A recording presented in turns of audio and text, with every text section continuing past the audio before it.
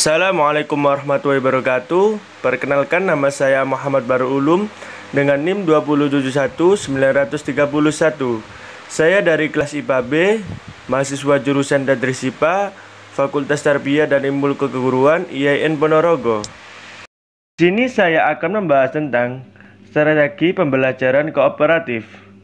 Yang perlu kita ketahui adalah pengertian dari strategi pembelajaran kooperatif. Strategi pembelajaran kooperatif ini adalah strategi pembelajaran dengan sejumlah siswa sebagai anggota kelompok kecil yang memiliki tingkat kemampuannya yang berbeda-beda. Dalam menyelesaikan tugas kelompoknya, setiap siswa anggota kelompok harus saling bekerjasama dan saling membantu untuk memahami materi pembelajaran. Dalam pembelajaran kooperatif ini, belum dikatakan belajar jika salah satu teman dalam kelompok belum menguasai bahan pelajaran. Selanjutnya, karakteristik pembelajaran kooperatif. Yang pertama adalah pembelajaran secara tim. Tim merupakan tempat untuk mencapai tujuan. Oleh karena itu, tim harus mampu membuat siswa belajar. Semua anggota tim atau kelompok harus saling membantu untuk mencapai tujuan pembelajaran. Yang kedua didasarkan pada manajemen kooperatif. Yang seperti kita tahu, manajemen mempunyai 4 fungsi. Yang pertama, perencanaan, organisasi, pelaksanaan, dan kontrol. Yang ketiga, kemauan untuk bekerjasama. Keberhasilan pembelajaran kooperatif ini ditentukan oleh keberhasilan secara kelompok. Oleh karena itu, prinsip kerjasama harus ditekankan dalam proses pembelajaran kooperatif. Yang keempat, keterampilan bekerjasama. Kemampuan untuk bekerjasama itu kemudian dipraktekkan melalui aktivitas dan kegiatan yang telah tergambar dalam keterampilan bekerjasama. Prinsip-prinsip pembelajaran kooperatif. Yang pertama, prinsip ketergantungan positif. Yang kedua, tanggung jawab perseorangan. Yang ketiga, interaksi tatap muka. Yang keempat, partisipasi dan komunikasi. Selanjutnya, langkah-langkah pembelajaran kooperatif. Yang pertama, guru merancang pembelajaran, mempertimbangkan dan menetapkan target pembelajaran yang ingin dicapai. Yang kedua, guru merancang lembar observasi kegiatan siswa dalam belajar secara bersama-sama dalam kelompok-kelompok kecil. Yang ketiga, guru mengarahkan dan membimbing siswa baik secara individu maupun kelompok. Yang keempat, memberikan kesempatan kepada siswa untuk mempresentasikan hasil kerjanya. Strategi pembelajaran kooperatif ini memiliki macam-macam metode pembelajaran. Yang pertama, STAD, Student Team Achievement Division. Yang kedua, TGT, Team Game Tournament. Yang ketiga, TAI, Team Action Individualization. Yang keempat, CIRC, Cooperative Integrated Reading and Composition. Yang kelima, Jigsaw. Dalam metode kooperatif ini, metode yang pertama atau STAD atau disebut Students Team Achievement Division. Langkah yang pertama pada metode ini adalah guru menyajikan pembelajaran, lalu guru memberikan tugas kepada kelompok untuk dikerjakan oleh anggota-anggota kelompok. Setelah mengerjakan tugasnya, siswa akan diberikan kuis oleh gurunya berupa pertanyaan, dan jawaban kuis ini tidak boleh saling membantu, meskipun itu yang membantu adalah teman sekelompoknya. Di sini saya akan mempraktekkan pada metode STAD ini. Saya mengilustrasikan seperti ini. Saya akan memberikan pemahaman berupa materi, contohnya materi peradaban Islam. Setelah itu, saya akan memberikan soal-soal kepada soal itu untuk membuka pikiran berupa diskusi kepada siswa saya. Diskusi ini berupa kelompok. Setelah melakukan diskusi, siswa akan dituntut untuk menjawab kuis yang telah saya berikan. Pada kuis ini, teman kelompok atau teman beda kelompok itu tidak boleh saling membantu. Jawaban kuis ini harus dari individu sendiri, dari pemahaman diri sendiri. Setelah melakukan langkah-langkah tadi, saya akan memberikan penghargaan kepada kelompok atau siswa yang memiliki pemikiran yang luas atau pembeda yang lebih spesial dari teman yang lainnya. Hal ini tidak ditujukan untuk memberikan pandangan atau membeda-bedakan antara siswa satu dan yang lainnya. Karena ini hanya sebuah metode pembelajaran yang bisa diterapkan untuk menunjang proses pembelajaran dari guru tersebut. Metode pembelajaran strategi kooperatif yang kedua adalah TGT atau disebut Team Game Turnamen. Langkah awal pada metode ini yaitu guru menyampaikan materi pembelajaran kepada siswa secara klasikal, yaitu metode pembelajaran yang sering digunakan yaitu pembelajaran secara langsung. Di sini saya akan mempraktekkan, yaitu saya memberikan pembelajaran berupa materi Bani Abbasiyah. Saya menjelaskan peradaban awal dari Bani Abbasiyah sampai runtuhnya Bani Abbasiyah tersebut dan hal-hal yang mempengaruhi runtuhnya Bani Abbasiyah, sehingga anak akan membuka pikirannya untuk memikirkan, kenapa Bani Abbasiyah kok bisa seperti itu, dan menghasilkan diskusi antara satu orang dengan yang lainnya. Selanjutnya, guru membagi siswa menjadi beberapa kelompok. Setelah memberikan pemahaman atau memberikan pemateri kepada siswa, guru akan membagi siswanya menjadi 4-6 kelompok. Tidak ada pembeda di sini antara pintar atau bodoh. Setelah dibagi menjadi kelompok, sebagai pemuat pemahaman materi, siswa akan dituntut untuk melakukan diskusi kepada teman kelompoknya, saling membantu untuk mendalami materi yang telah diberikan kepada gurunya. Setelah itu, ada muncul stigma atau paradigma yang dihasilkan dari diskusi yang ada dalam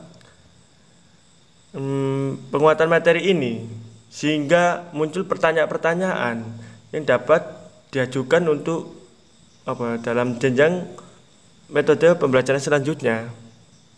Setelah melakukan diskusi, saya akan meminta kelompok untuk mengirimkan perwakilan siswa untuk duduk di meja turnamen guna bertanding pemahaman kepada kelompok lainnya. Di sini siswa yang pandai akan dilawankan dengan siswa yang pandai. Penilaian itu ditujukan atau kesadaran diri dari siswa atau penilaian dari antar teman. Teman yang memiliki IQ yang tinggi atau teman yang lebih tinggi akan dilawankan dengan teman yang lebih tinggi, dan teman yang sedang akan dilawankan dengan yang sedang, dan teman yang pemahamannya hanya sedikit atau kurang paham dengan materi yang telah diberikan akan dilawankan yang kurang paham diberikan, sehingga ada kesejajaran antara kelompok satu dengan yang lainnya, sehingga tidak ada perbedaan pandangan. Strategi pembelajaran kooperatif yang ketiga adalah TAI atau yang disebut Team Assisted Individualism. Langkah-langkah pada strategi pembelajaran kooperatif ini yang menggunakan metode TAI. Yang pertama adalah para siswa membentuk kelompok terdiri dari 2 atau 3 orang. Selanjutnya para siswa membaca halaman panduan. Mereka dan meminta teman satu tim atau guru untuk membantu bila diperlukan. Yang terakhir, tiap siswa mengerjakan soal pertama dalam bentuk latihan kemampuan sendiri, dan selanjutnya jawabannya dicek oleh teman selain sebangkunya atau kelompoknya. Di sini saya akan mengilustrasikan bagaimana penerapan metode TAI ini. Di sini saya akan mencoba menggunakan siswa laki-laki yang baju ungu sebagai yang menjawab soal. Dia akan menjawab soal itu dengan sebisanya, dengan kemampuannya yang telah ia dapatkan dari literasi atau pengalaman atau dari penerangan dan diskusi antar teman. Setelah itu, anak laki-laki itu memberikan jawabannya kepada anak laki-laki yang berbaju biru untuk dicek jawabannya. Begitu selanjutnya, jika anak yang baju biru itu menjawab soal lalu dicek oleh yang baju kuning, yang baju kuning menjawab soal akan dicek oleh yang baju hijau, dan baju hijau menjawab soal akan dicek oleh yang baju ungu. Strategi pembelajaran kooperatif yang keempat adalah CIRC, yang biasa disebut Cooperative Integrated Reading and Composition. Langkah-langkah pada metode kooperatif yang ini, yang pertama itu guru membentuk kelompok yang beranggotakan 4 orang. Yang kedua, guru memberikan wacana atau clipping sesuai dengan topik pembelajaran. Yang ketiga, siswa bekerja sama, saling membacakan dan menemukan ide pokok dan memberi tanggapan terhadap wacana, clipping, dan ditulis dalam lembar kertas. Yang keempat, siswa mempresentasikan atau membacakan hasil kelompok. Yang kelima, guru dan siswa membuat kesimpulan bersama dari pembelajaran itu. Yang keenam, penutup. Di sini saya akan mengilustrasikan atau mempraktekkan metode CIRC ini. Jika saya menjadi guru dari dinia atau suatu pendidikan, saya akan membagi 4-3 kelompok. Setelah itu saya akan memberikan topik atau clipping materi sebagai pembelajaran pada hari itu yang sesuai jadwalnya. Setelah itu para siswa yang saya ajar itu atau kelompoknya itu akan membentuk diskusi untuk menentukan ide dari bahasan yang telah saya berikan sesuai materi yang saya berikan. Setelah itu, mereka akan mempresentasikan hasil dari diskusi atau ide-ide yang telah dihasilkan dari diskusi itu. Setelah itu mereka akan menarik kesimpulan dari pembelajaran pada saat itu.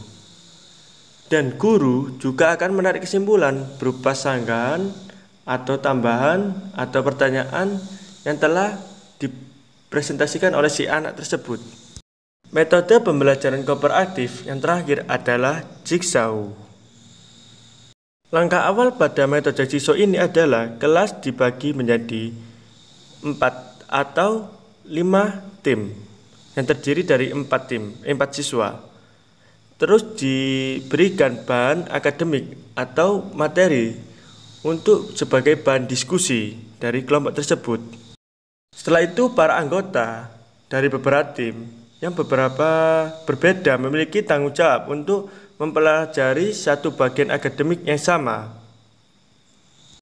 Selanjutnya para siswa yang berada dalam kelompok pakar kembali ke kelompok semula home team untuk mengajar anggota lain mengenai materi yang telah dipelajari dalam kelompok pakar. Setelah diadakan pertemuan dan diskusi dalam home teams, para siswa dievaluasi secara individual mengenai bahan yang telah dipelajari oleh gurunya. Hal yang terakhir adalah pemberian skor terhadap individu atau kelompok yang memiliki penilaian yang lebih tinggi dari kelompok yang lainnya. Hal ini bukan menjadi pembeda antara satu kelompok dengan satu yang lainnya. Di sini saya akan mengilustrasikan atau mempraktekkan bagaimana metode kooperatif dengan tipe jigsaw ini berjalan. Yang pertama itu ada pembagian 4 kelompok, yaitu kelompok 1, 2, 3, dan 4. Dan kelompok 1 diberi materi 1, kelompok 2 diberi materi 2, kelompok 3 diberi materi 3, dan kelompok 4 diberi materi 4. Setiap kelompok ini mendiskusikan materi yang telah diberikan sampai muncul ide-ide pokok atau pembahasan berupa pertanyaan-pertanyaan dan pertanyaan itu berupa tanya jawab antara teman kelompok itu sebagai penyelesaian atau hasil dari diskusi antar kelompok itu. Setelah melakukan diskusi, para kelompok akan meninggalkan bangku dan meninggalkan kelompoknya dan satu untuk menjadi pakar ahli. Setelah ada pakar ahli dari setiap kelompok, contohnya kelompok 1 ada menjadi pakar ahli materi 1. Nanti kelompok 2 akan mengunjungi materi ahli 1 dan kelompok 3 mengunjungi ahli 1, kelompok 4 mengunjungi ahli 1. Setelah itu ada diskusi. Begitu juga sebaliknya. Jika ada pakar ahli dari kelompok 2, kelompok 1 akan mengunjungi kelompok 2, kelompok 3 akan mengunjungi kelompok 2, kelompok 4 juga mengunjungi 2. Sekiranya ada 4 siswa akan menyebar untuk mencari sebanyak-banyaknya materi yang pada hari itu untuk dipelajari. Setelah melakukan semua hal, diskusi atau pembelajaran materi, setelah menguasai, mereka akan dievaluasi, baik berupa presentasi yang hasil dari diskusi atau berupa post-test. Itu pemaparan dari saya berupa metode strategi kooperatif. Dari sebuah metode yang saya jelaskan tadi, yang saya gunakan untuk praktek ini adalah metode jigsaw. Sekian dari saya. Bila ada kurangnya mohon maaf. Bila taufik wal hidayah wal inayah. Wassalamualaikum warahmatullahi wabarakatuh.